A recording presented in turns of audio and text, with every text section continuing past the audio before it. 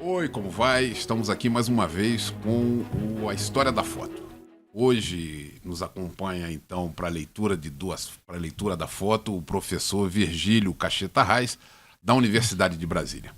A foto que vamos ter a oportunidade de ver é uma foto de Jânio Quadros, político que teve uma trajetória muito rápida, foram 14 anos de vereador de São Paulo a presidente da República, de 1947 a 1961. Jânio Quadros nasceu em Campo Grande, Mato Grosso, e elege-se vereador com auxílio dos seus alunos na cidade de São Paulo, nos colégios Dante Alighieri e Vera Cruz, lá na cidade de São Paulo, então. Depois ele se elege deputado estadual, se elege prefeito. Busca sempre uma campanha com viés populista e um governo populista, hoje talvez midiático. Elege prefeito, como eu disse, governador. Jânio tinha um jeito único de fazer política, com atitudes polêmicas em todos os seus mandatos, em todos os mandatos que ele exerceu no Executivo. Professor, boa noite. Qual seria a melhor definição de Jânio Quadros como político? Um político hábil, populista, como já mencionado, e também bastante midiático, né? Quando, basicamente, nós só tínhamos rádio e os jornais, a televisão ainda engatinhando, e ele soube se valer da imagem para seduzir a classe média moralista, né? Professor, o senhor falando em classe média, ele faz um governo pensando em classe média, né? Ele faz um governo tratando de assuntos que talvez no universo do conservadorismo tivessem bastante relevo, bastante importância, bastante destaque. Então, ele proíbe maiô e biquíni em concurso de Miss, ele proíbe a briga de galo, lança perfume em carnaval também, foi abolido durante o governo de Jânio Quadros. Um presidente da República, ele para o sucesso, ele tem que governar para a classe média? Seria para a sociedade como um todo, né? Mas ele, de certa forma, se aproveitou de uma plataforma da UDN, que era a ideia de que o Brasil deveria se regenerar do ponto de vista moral, e aí para desviar, digamos, dos problemas estruturais da sociedade brasileira, ele trazia à tona questões, digamos, circunstanciais, pontuais, que lhe davam, digamos, polêmica, e através dela ele tentava ter popularidade. É curioso, professor, que o Jânio Quadros ele faz uma opção sempre por partidos pequenos, partidos políticos de pouca expressão, porque nos partidos grandes ele não teria essa gestão de partidos. Quer dizer, o Jânio Quadros se faz presidente em cima da própria figura dele, não se utilizando de uma máquina partidária, digamos assim. Não, exatamente. Ele, de certa forma, era até uma figura caricata, né, do ponto de vista político, mas como se ele fosse antissistema. Então ele conseguia atrair a atenção da população que se identificava com um político, a princípio, humilde, pouco vaidoso, né? Então até a ideia que diziam, né, de que era talco ou caspa, né, no paletó dele, né? Ninguém sabe até hoje afinal o que era, né? E a vassoura, né? Um elemento mais popular e ao mesmo tempo mais simples, né? De varrer a corrupção, que em função da construção de Brasília, né, se divulgava que teria tido muito desvio, né? Ainda que não comprovado, mas se divulgava. Ficou no imaginário que Brasília, a construção de Brasília, né, teria sido a origem de muitos males da economia brasileira e da própria política daquela época, né? Agora, curioso, né? A gente não vai encontrar um outro candidato a presidente da República de Jânio Quadros para cá, me parece, que tivesse algum instrumento associado à sua imagem. Não, de maneira tão simples, não, né? Vamos até imaginar se Jânio Quadros fosse candidato 20 ou 30 anos depois com a televisão, né? Ou hoje com a internet. Então ele soube identificar, talvez até pela própria experiência de professor, de advogado, né? O que sensibilizaria mais a população mais humilde, mais carente, né?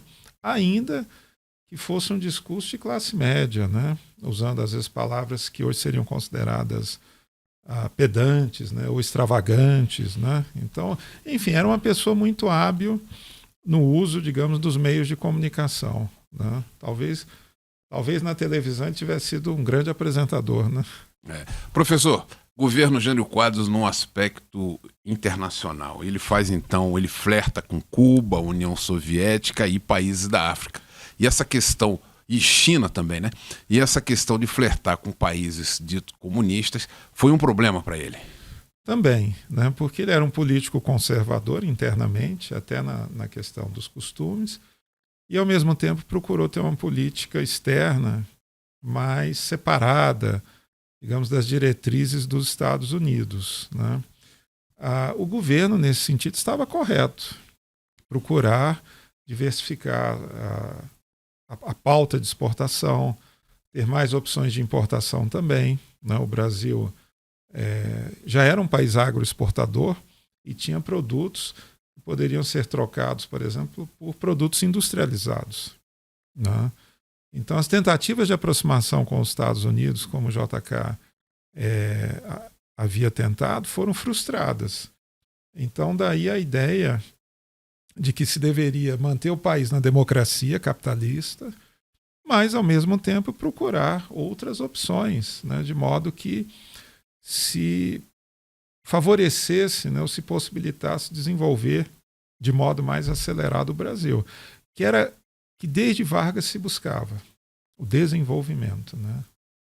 Professor, são do governo de Jânio Quadros o projeto de lei antitruste, a lei de limitação e regulamentação da remessa de lucros e royalties e a pioneira proposta de lei de reforma agrária. Nenhum desses projetos jamais foi posto em votação pelo Congresso, que era um Congresso hostil ao governo de Jânio Quadros. Professor, hostilidade do Congresso, pode-se dizer que é a sinalização de fim de um governo? Sem dúvida, né? Ou da paralisação e, por conseguinte, de um governo, como os americanos chamariam, né, de pato manco, né?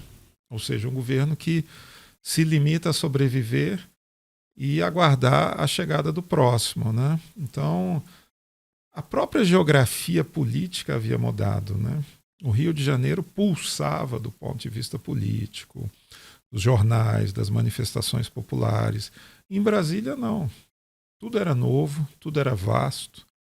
Não havia jornais como no Rio. Se eu faço um parêntese rápido, tudo era novo, o Jânio Quadros foi o primeiro presidente a tomar posse em Brasília, né? Isso, muito bem lembrado. Exatamente. Até isso, né? A ausência de uma população que pudesse interagir, né? Então, em certa medida, era um cenário desconcertante, tanto para o parlamento como para o próprio presidente.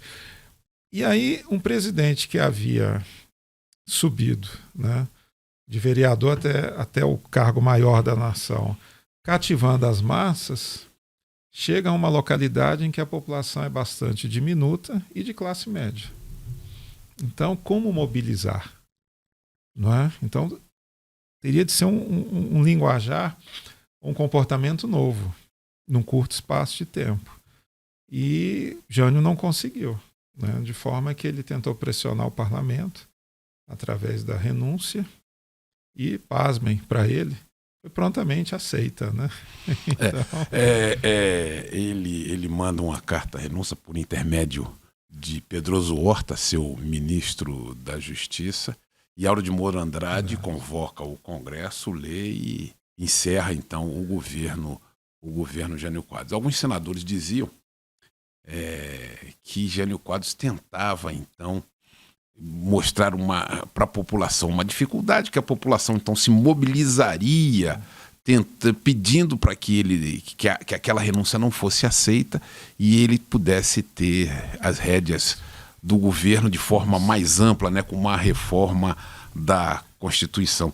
Carlos Lacerda, inclusive, ele disse que teria sido convidado para um golpe no governo Jânio Quadros. O que aconteceu foi que Pedroso Horta teria conversado com ele no meados do mês de agosto, e no dia 24 de agosto, então, o Pedroso Horta conversa dizendo: olha, o presidente Jânio Quadros tem interesse em fazer uma reforma constitucional para que ele possa governar de uma forma mais efetiva, ter mais consequência nas providências que pretende tomar.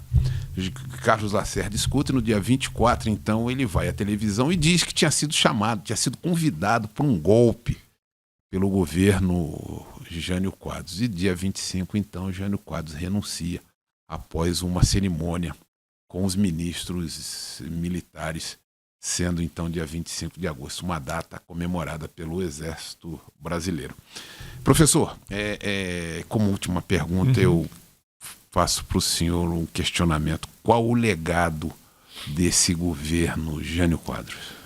É um presidente que se elege com muita habilidade, né, para determinados segmentos da política, quase como um ator burlesco, né, ou até farsesco, né, e que no seu último ato, né, ele entra quase como saiu, né, de uma maneira incomum, só que do burlesco se foi para a tragédia, porque daí nós vamos ter uma crise política, né, a partir da própria posse do vice-presidente, e que vai ter desdobramentos impensáveis na política brasileira até então, né? Então, a figura de Jânio fica como um traço, uma lembrança de algo que vem também, né, digamos, de uma cultura sul-atlântica, que é o sebastianismo, né?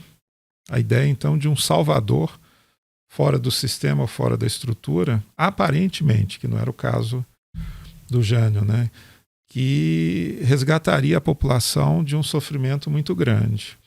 E de quando em quando, na política brasileira, né, o sebastianismo se faz presente, né?